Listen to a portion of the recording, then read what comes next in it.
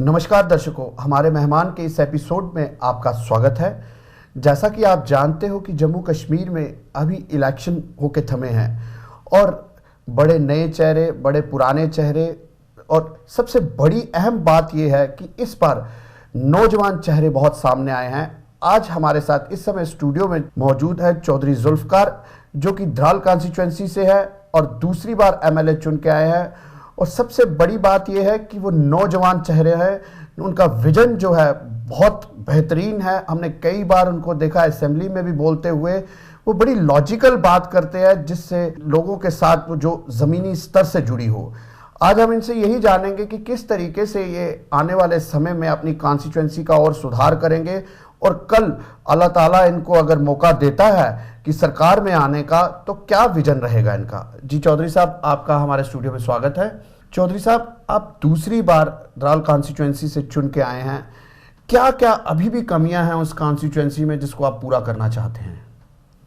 जहाँ तक मेरी कॉन्स्टिट्यूएंसी का तल्लुक है, मेरी कॉन्स्टिट्यूएंसी एक बहुत ही डिफ़िकल्ट टेरेन है मेरी कॉन्स्टिट्यूएंसी का, और रियासत की मुश्किल तरीन कॉन्स्टिट्यूएंसीज में से एक कॉन्स्टिट्यूएंसी वो है जहाँ की टोपोग्राफी जो है वो बहुत डिफ़िकल्ट है। माउंटेनियस एरिया है, पहाड़ी इलाका है, इनएसेसिबल है, रोड कनेक्टिविटी प्रॉपर नहीं है, वाटर फैसिलिटी नहीं है। अभी तक भी हम 21st सेंचुरी में हैं, लेकिन हम अभी भी लोगों को बिजली तक की जो सहूलियत है पूरी मुहैया नहीं करवा पा रहे, मुहैया नहीं करवा सके हैं जी। अगर इश्यूज की बात की जाए तो वहाँ पे बहुत सारे इश्यूज हैं, छोटे से लेके बड़े इशू तक बहुत सारे इश्यूज हैं, और जिनको हमने पिछले 6 सालों में भी, मैं जब 2008 में चुन के आया था रियासती असेंबली में, 11th असेंबली में, तो हमने बड़ी हद तक कोशिश की उस असेंबली के फॉर्म को यूज़ करने के लिए, यूज़ करते हुए और भी जितने फॉर्म अप्रोप्रिएट उस वक्त हमारे पास मैसर थे, डिस्ट्रिक्ट डेवलपमेंट बोर्ड्स थे या उस वक्त की हुकूमत के सामने, हमने उस इलाके के इश्यूज जो थे वो सरकार के सामने रखे जी। लेकिन अनफॉर्चुनेटली जो लोगों की अपेक्षाएं थी, उम्मीदें थी, तवक्कुआत लोगों की थी कि लोगों के इश्यूज जिस हद तक हल होने चाहिए माजी की सरकार वो नहीं कर पाई। और शायद मैं यही समझता हूँ कि मेरी सिंसियरिटी को देखते हुए, जो मैंने एक सिंसियर एफर्ट किया वहाँ के लोगों को लेके, उनकी आवाज़ बन के रियासत के ऐवानों तक पहुँचाने की कोशिश की, उसी का एक लोगों ने रेसिप्रोकेट करके मुझे दूसरी बार अपनी नुमाइंदगी करने के लिए रियासती विधानसभा में दोबारा से भेजा है। जी बिल्कुल। जुल्फकार साहब, जैसा कि आपने कहा कि पहाड़ी इलाका है, पानी की, बिजली की काफ़ी कमी है, तो क्या जो पीछे फ्लड का जो आया था मंजर, इसमें आपकी कॉन्स्टिट्यूएंसी में भी कोई इफेक्ट हुआ था? डेफिनेटली जिस तरीके से सितंबर का फ्लड इस रियासत में आया है, उसने किसी भी इलाके को इस रियासत जम्मू कश्मीर में नहीं छोड़ा जी। कहीं पे ज़्यादा असर हुआ और कहीं पे कम असर हुआ। जहां वादी कश्मीर में आप प्रॉपर्टी का लॉस ज़्यादा समझेंगे, उसके कंपैरिजन में आप डिस्ट्रिक्ट रजौरी में हाईएस्ट ह्यूमन कैजुअलिटीज हुई। जी बिल्कुल। तकरीबन 150-180 के करीब लोग जो है वो उस फ्लड में वहाँ पे मरे, और बहुत सारे लोग जो हैं वो बेघर हो गए, लोगों का स्टैंडिंग क्रॉप खराब हो गया, लोगों का प्रॉपर्टी लॉस जितना भी है, लोगों का वैसे भी जो है, मतलब आपका छोटे शब्दों में कहना यह है कि काफ़ी हद तक लॉस जो है वो हुआ। जी जुल्फकार साहब, लेकिन क्या लगता है कि आपको उन लोगों की जो भरपाई है, जिनका जान माल का नुकसान हुआ, वो तो नहीं कर सकते, लेकिन फिर भी उस जख्म को थोड़ा सा हील करने के लिए क्या आप कुछ कर पाए? देखिए, हमने एक अपनी तरफ से एफर्ट किया। उस वक्त एक लाइजनिंग था, बिल्कुल उस वक्त एक इस किस्म के सर्कमस्टांसेस अराइज हो गए थे कि रियासत में सरकार नाम की कोई चीज़ नहीं थी। लोग बिल्कुल बेहाल हो गए थे और कहीं लोगों को कोई सहारा नहीं मिल रहा था। और उस वक्त हमने एक एफर्ट उस वक्त किया कि एक कोऑर्डिनेशन करके सिविल एडमिनिस्ट्रेशन के साथ, आर्मी एडमिनिस्ट्रेशन के साथ, पुलिस एडमिनिस्ट्रेशन के साथ मिलके लोगों को टाइमली रेस्क्यू करने की कोशिश की। अगर हम लोग उस वक्त इस किस्म के एफर्ट्स नहीं करते तो शायद ह्यूमन लॉस और ज़्यादा होता और उसके फिगर काफी हद तक ज्यादा बढ़ती। और उसके अलावा जो दूसरी चीज है कि जो एरियाज डिस्कनेक्टेड थे, हमने आर्मी से मदद लेके उन एरियाज को दोबारा से वो जो बेसिक नेसेसिटीज थी, जैसे कहीं ब्रिज वॉशवे हो गया था, हमने आर्मी की हेल्प से उस एरिया को दोबारा से कनेक्ट करने में जल्दी, जो अभी तक भी हमारी सिविल एडमिनिस्ट्रेशन आज की डेट तक भी नहीं कर पाई, हमने आर्मी एडमिनिस्ट्रेशन की हेल्प से वहाँ पे जो था उसको किया, और भी हमने लोगों को जितनी भरपाई हो सकती थी, और एनजीओज की तरफ से पर्टिकुलरली मैं मशकूर हूँ, रामाकृष्ण मिशन है, दूसरी ऑर्गेनाइजेशंस हैं, उन लोगों ने हमारी मदद की। जितनी सरकार से हमें तवक्को थी या लोगों को उम्मीदें थी, उतना सरकार नहीं कर पाई, उसके कंपैरिजन में आर्मी और नॉन गवर्नमेंटल ऑर्गेनाइजेशन ने हमारी मदद की, और उससे हम मतलब आपका कहना यह है, आपका मानना यह है कि जिस हद तक आपसे हो सकती थी आपने वो एफर्ट्स की। रही बात ये आपकी कॉन्स्टिट्यूएंसी की, लेकिन अब जुल्फकार साहब आपसे एक और अहम सवाल पूछना चाहूँगा कि आपका मानना यह है कि पिछली सरकार में अगर वो एफर्ट्स करते तो काफ़ी हद तक कैजुअलिटीज़ भी कम हो सकती थी और लोगों का माल का, क्रॉप का या किसी चीज़ का भी नुकसान था वो कम होता। लेकिन आने वाले समय में अब जैसा देखा जा रहा है, जो लोगों का मानना है कि पीडीपी के बिना हुकूमत नहीं बन सकती, और आप पीडीपी के एक सीनियर लीडर हैं, तो क्या लगता है कि अगर आपको किसी पदभार को संभालने के लिए कहा जाए और आप उसको संभालते हैं, तो क्या आप जो वो कमियां अपनी कॉन्स्टिट्यूएंसी में हैं वो किस तरीके से एक एक करके पूरी करेंगे, और क्या मेन कमी है जिसको पूरा करेंगे? देखिए, जहां तक हम ओथ लेते हैं, जब हम मिनिस्टर कोई बनता है, चीफ मिनिस्टर बनता है, तो वो एक under obligation of A oath होता है। जी बिल्कुल।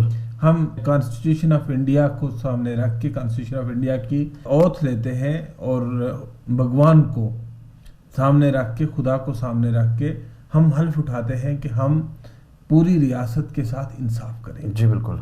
जहां तक मेरी कॉन्स्टिट्यूंसी का तल्लक है, मेरी कॉन्स्टिट्यूंसी एक मेरी प्रायोरिटी तो है, लेकिन हमने माजी की सरकार में देखा है कि कॉन्स्टिट्यूंसीज जो है, जो यहाँ पे मिनिस्टर्स रहे, जो जिन लोगों के पास सरकारें रही, जो जिनकी जिम्मेदारी, जब वो अंडर ऑब्लिगेशन ऑफ ओथ होते हैं, और वो ओथ में यह है कि हम किसी इल विल और अफेक्शन के बिना काम करेंगे और हम सारे रियासत के लोगों के साथ इंसाफ करेंगे।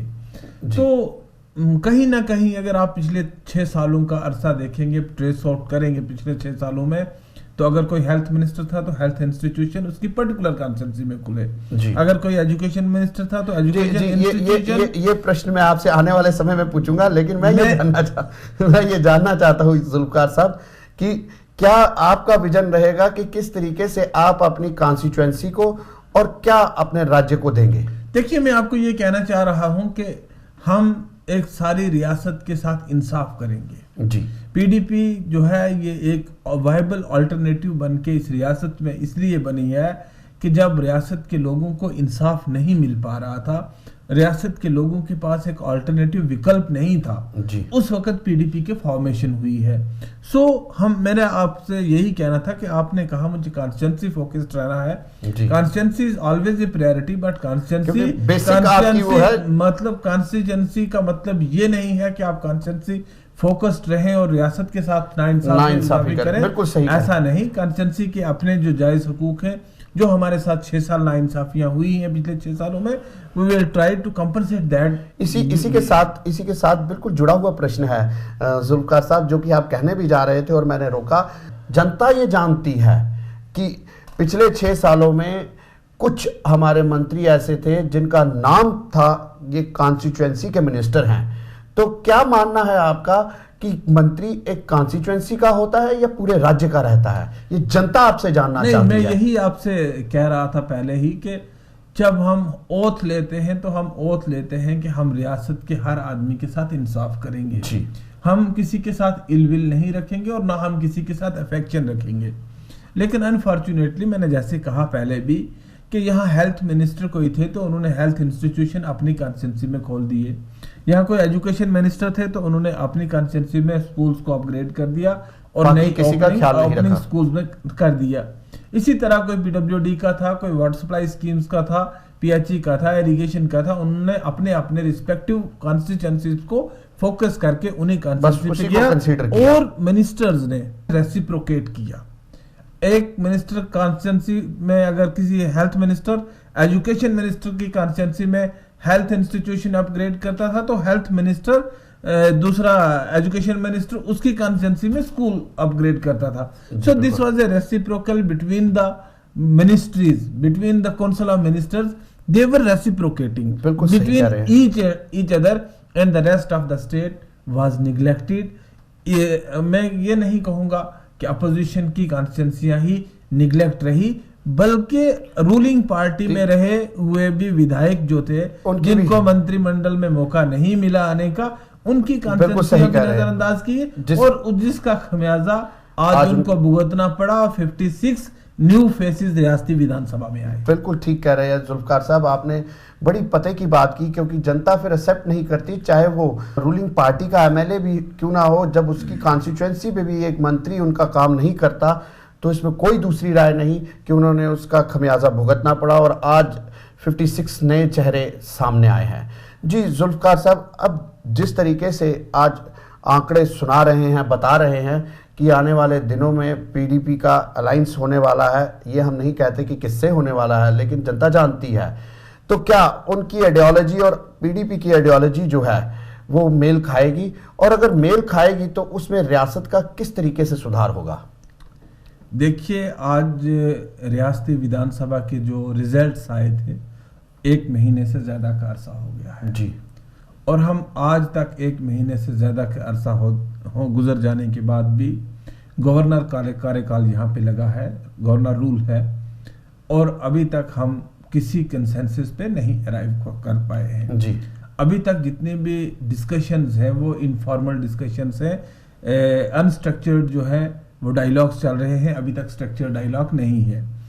गवर्नमेंट बनाना, फिगर होना पीडीपी के लिए कोई मुश्किल बात नहीं थी। पीडीपी को अगर गवर्नमेंट फॉर्म करनी होती विदाउट इग्नोरिंग आइडियोलॉजी, हमने अपना इलेक्शन लड़ा है एक आइडियोलॉजी की बुनियाद पे। बिल्कुल, हम एक मैनिफेस्टो लेके लोगों के पास गए हैं और जिस मैनिफेस्टो की बुनियाद पे हमें लोगों ने वोट दिया और पीपल्स डेमोक्रेटिक पार्टी एक सिंगल लार्जेस्ट पार्टी बन के इस रियासत में उभरी।